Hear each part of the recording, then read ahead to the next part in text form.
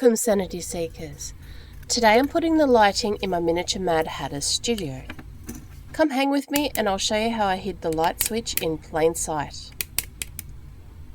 To start, I have a bottle cork light thingy-majig that I bought online. They can also be found in all kinds of variety stores. Untangle it, carve a ditch on the bottom for the wire to sit in so it doesn't sit wonky on you. So, my plan is to turn the cork into a table. I'll start by gluing a tablecloth, which in fact is just a scrap piece of curtain, to the top edge of the cork. Then I'll put a round flat piece as the tabletop and glue the fabric overlap to that. Fit the flat, round piece loosely though, because we don't want to permanently push the button down. We want some wiggle room to be able to push it down and activate it. I'm going to use this hat stand and tablecloth from my previous video by gluing it over the top. And now we have our beautifully hidden light switch. I had lots of ideas for the lighting for this project, but I had to work out what I could do with the number of LEDs I had and the length of wire I had to work with. I opted for a candle, a hanging candelabra, and some downlights. A penknife or scalpel is useful in carving a hole in my hat box so I can feed the wire through. I used a skewer to widen and neaten up the hole. I want to be able to get the light switch out to change the batteries. So I'm using some museum wax to set it in place, semi-permanently.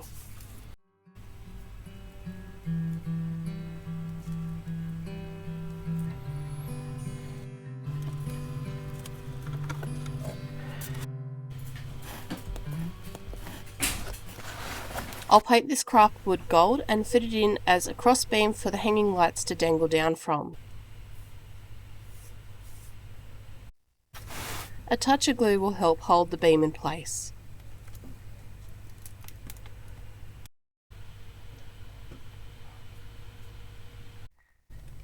I'm using some hollow plastic lolly sticks, chopped up to 1.5 centimeters, to house the LED lights and make our candles.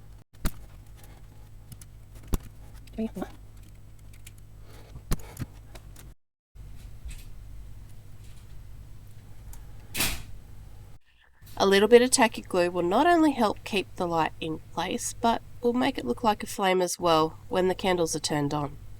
I've made 6 candles in total for the hanging candelabra.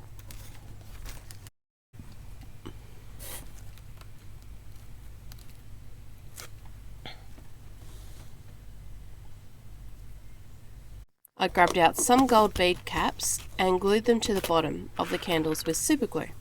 And if I had trouble getting it to glue, I used a tiny piece of fabric in between the pieces with super glue to help it adhere.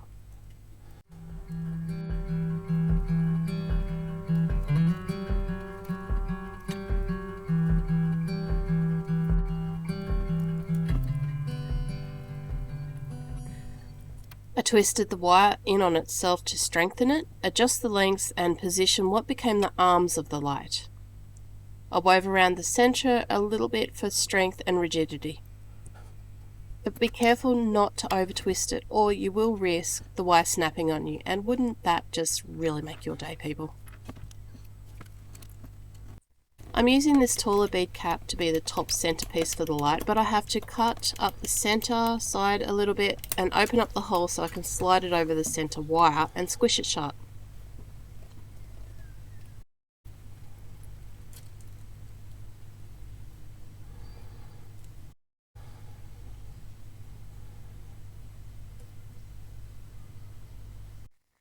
Another bead cap for the bottom center should finish it off nicely.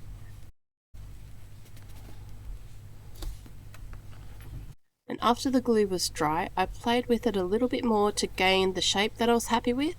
I then glued a fine chain to the top to hang it from the rafter.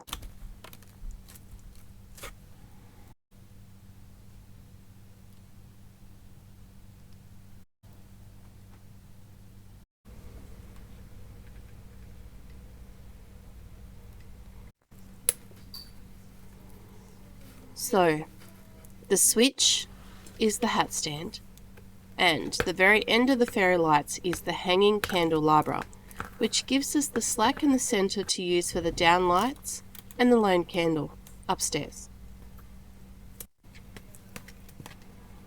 I twisted the remainder of the wire lights to make one length and threaded it through the hole.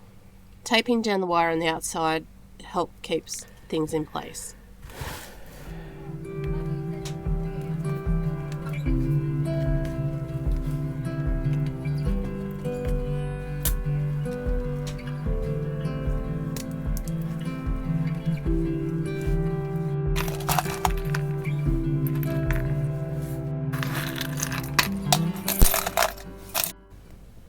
I'll make another candlestick and holder for the very end LED light.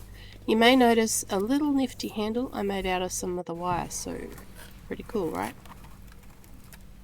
Then I'll just super glue the wire lights to the edge where I want the down lights to be. Feed the wire up to the top floor and sit the lamp there. I'll play with placement and such later, when I fill the floor up with goodies and cover any exposed wires where I can with a little bit of creativity.